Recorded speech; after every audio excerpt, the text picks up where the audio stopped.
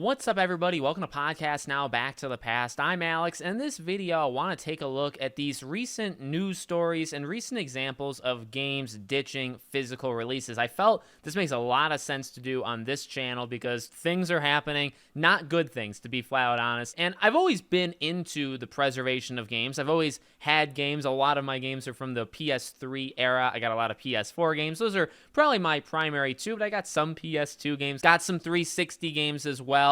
But as time has gone on, and as I've actually started this channel, one of the things I've done is I've actually gone to try to buy some of these retro games, which I guess you could even consider the PS3 generation, 360 era retro, which is nuts, makes me feel old because that's kind of what the first era that I really grew up on. But here we are right now, and we're kind of losing that. Physical games are going away. So a few things to talk about, one of which games just kind of skipping out on physical in general. That's number one. Number two is games that come with like the boxes, but they don't actually come with the games inside the boxes. Starfield actually being the recent example. I'm not trying to attack it too badly. This is a very well-balanced, I think, attack. Starfield has this problem. PlayStation has this problem with Spider-Man. The Spider-Man 2 collection does not come with an actual disc of Spider-Man 2. God of War Ragnarok did not do that. I think that was the first time they've done it when it comes to collector's editions, but you got those. Like a Dragon Gaiden, The Man Who Erased His Name, the Kiryu game. That game is not going to be released physically at all, just digitally. You got things like Alan Wake 2, which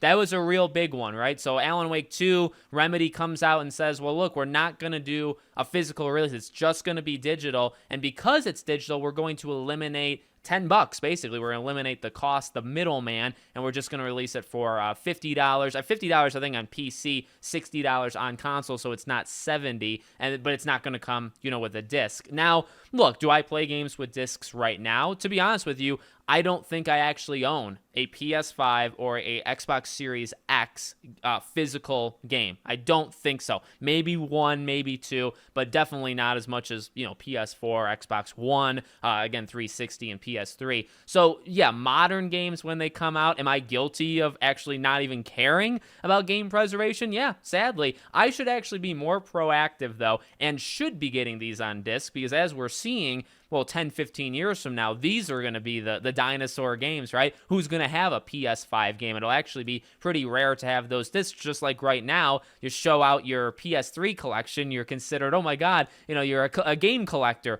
You'd be considered that even right now if you have a PS5 and PS5 games. So, look, why is this such a big deal? Well, number one, I do love the actual holding it in your hand, okay? I would say aesthetically is a big thing, but it's probably not the primary reason. I'm a sucker for box art. I'm a sucker for seeing the game, seeing the disc, seeing the cover. I like to actually have it. But that does go into what I do believe is the main thing, and I really think once you start to talk about this element, even people that aren't into it all that much, game preservation, I think they kind of come around. It's ownership. You want to own your game. That's really, to me, and I guess as I've gotten older and as I've seen these things, I guess, happening, including with streaming and in the movie kind of department, it's getting really bad. The sense that you own something does not really exist anymore, at least in the entertainment medium. You could argue, you could go political and argue in other things as well, but even just from games, just from movies, who buys, modern day movies, actual physical anymore? There are people, but compared to 20 years ago, it is a fraction of that. Same thing for games, right? And that ownership, I do believe, is so important. So, what's the other side to this? Well, we have, a collection of 4 or 5 games that are going all digital, right? You can't actually get the disc. You also have a report from a kind of like a tech/gaming insider that forecasted that by 2028, the entire industry, or at least AAA industry, would be just digital. Now, what does 2028 line up with? The next console generation. I think it'll be 27, 28. One of those 2 years will be the PS6 and the next Xbox console, but that lines up perfectly, doesn't it? So what do? Well, you start people off by saying, well, collector's editions, you're not going to have the disc that comes with it. Even though you're going to get a case, you won't get the disc. Oh, well, then we're going to say, well, we'll cut costs. Well, I don't think that's going to last forever. To be honest with you, I think that's that's just like a crowd pleaser where they say, hey, we can shave $10 off this if you buy it just digitally. I think they're going to do that until they get people. And then once it's an all digital kind of future, it's going to go back up. The price will go back up. So I think that's a very short-term thing. And then what does that lead into? Well, over the next couple years, more and more games do this. And then by 27, 28, we have the PS6, we have the next Xbox. And guess what? They're not going to come with disc players, right? There will be no disc drive in it. Maybe like a detachable one. There's a rumor that the PS5 is going to have one of those coming out maybe this fall, maybe next year. So you might have that. And I mean, that would maybe be the best case for like everybody and maybe what I'm hoping for at this point in time. But the ownership thing is really what it comes down to me. Look, they can decide whenever they want to end it. And I know that's so like doomsday kind of thing, but here's the thing, keeping it, secluded, keeping it in the gaming industry, it does happen. Games get delisted, I suppose. I was going to say games go offline. Well, games literally can get taken off the store at any point. We've had this happen. So they can either be completely taken off the store, and then I guess if you own it, you're safe, but you have to have it in your library. You have to at least have bought it at some point. You can't buy it in the future. So that's the first stage. Second stage is just taking the game kind of offline in general. Now, this mainly happens with multiplayer games, but it doesn't always have to be multiplayer games. And I think as time goes on, you're going to see it happen with single-player games as well. Now, primarily what we have right now is like the Bad Companies of the world, Soul Calibur. You see the Friday the 13th game from Gun, right, several years ago. That's going to be ending, I believe, at the end of next year is when the servers shut off, but you can't buy it past this year, right? Actually, right there is a great two-stage thing. You can't buy Friday the 13th after Christmas or New Year's Eve this year, and then New Year's Eve of next year is the last time you can play it online. You can set up, I believe, kind of like private things and with your friends or whatever, but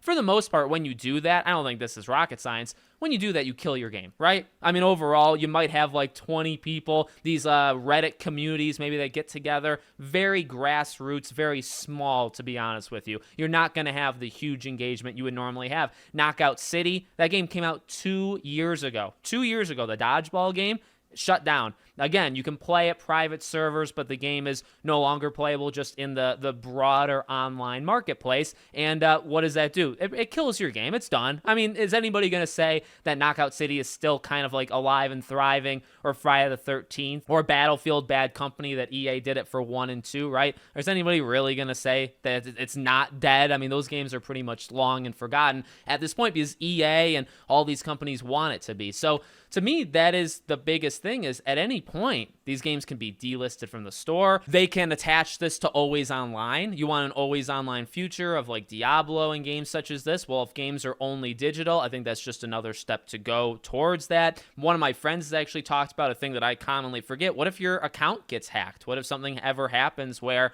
you lose your account? I mean, if you don't have the disc, again, I mean, it's so primitive, but it literally is true. You have the disc, right? I can go over there, which is where my PS3 kind of collection is. You go over there, you pick it up, you have the disc. It doesn't really matter. I mean, you could have a digital version too, but it doesn't matter what happens there because you have the disc still, so you can always still play the game. But when it comes to digital, you lose your account. Well, you lose your library. All those games are literally gone. Maybe the person deletes it or cyber attacks, whatever, cyber hacks, I don't know, whatever you want to say, right?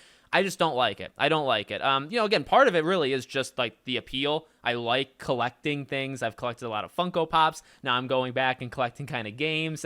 But they also hold strong memories for me, like growing up and having them physically. I never had any of these things digital. I don't even remember like the first digital. I downloaded some demos digitally on the PS3. I guess that was like really the first time I even experienced something like that, was like June of 2009. So it has that special memory to me. I like seeing the disc. I like seeing the art, the cover, the back, manuals. Manuals are pretty darn cool, especially the more detailed ones.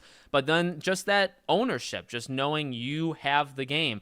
You don't really have Alan Wake 2, do you? You have a license to kind of rent the game, and it's rent. I mean, yeah, you could argue, I guess, that point, but you are renting it because they can decide at any point to shut you down. Just like when you go on Amazon Music or whatever, right? You're renting like the license.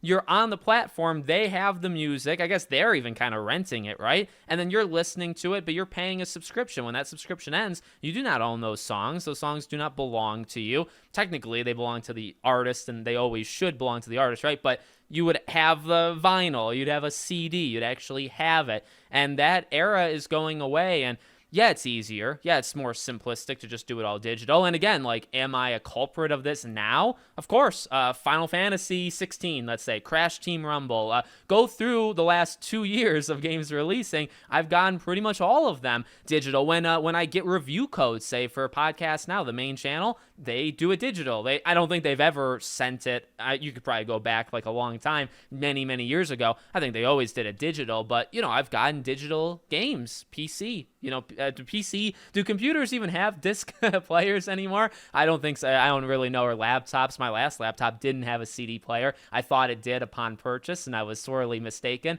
It's a different thing. Like, yeah, catch up with the times, old man kind of thing, right? But that ownership, the actually being able to possess these games, it's a scary future when you don't own Alan Wake, when you don't own the Like a Dragon, or The Man Who Erased His Name, or Starfield. Like, that, I think, is actually the most, I would say, the collector's edition. So it's not just Starfield. I would say it's probably going to be all these really big companies with their really big games, right? The most AAA of AAA games. When they come out and they say, well, we have these collector's editions. And look what you get. You get a watch. Oh, my God. No, the watch looks insane, okay? Don't get me wrong. I actually want the watch. I'm not getting this collector's edition. But, you get the watch. Or for Spider-Man, you get the Venom statue. Looks great. You get a Steelbook case. I mean, that's the Steelbook display case right there. And I think Spider-Man does the same thing. I think God of War did the same thing. So, like, there'll even be a cool case. But in the case, there will be a one sheet of paper, and it'll say your code to download. Like, it's one step. You just needed one more step. And I get it, like manufacturing, and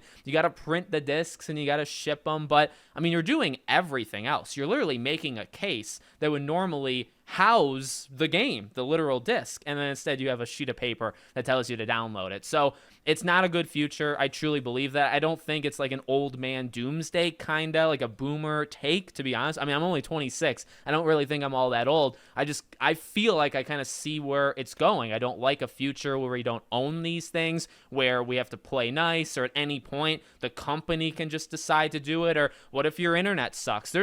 Internet is not perfect worldwide. It's not perfect worldwide. So if you get to an age where every game needs to be downloaded, well, what about the people in different sectors or pockets of the world? The internet's not perfect everywhere. Are they screwed? They very well may be, until the internet gets patched or whatever. And who knows, by the way, internet is not universally stable 24/7. Things happen. Again, there could be different things where internet goes down and all that stuff. Like, you never know. But you know what you do know? If you have the disc, you're good. If you have the disc, you can do it. And that's an issue with like day one patches. It really is kind of the same thing there with the internet side of things. What about just owning the game? What about buying the game on the store digitally versus having, the disc? What about being told, even just being told you don't even have the option to do that? You can only buy it digital and not physical. It's annoying. It's a bad look, I think, overall. There's plenty of games doing it, so you can't just put the blame on one. You really put the blame on the entire industry, and that's what I'm doing here. So let me know what you guys think in the comments. Make sure, as always, you're subscribed. Very different kind of video. We'll go back to the normal stuff on the next one, and I hope to see you guys there.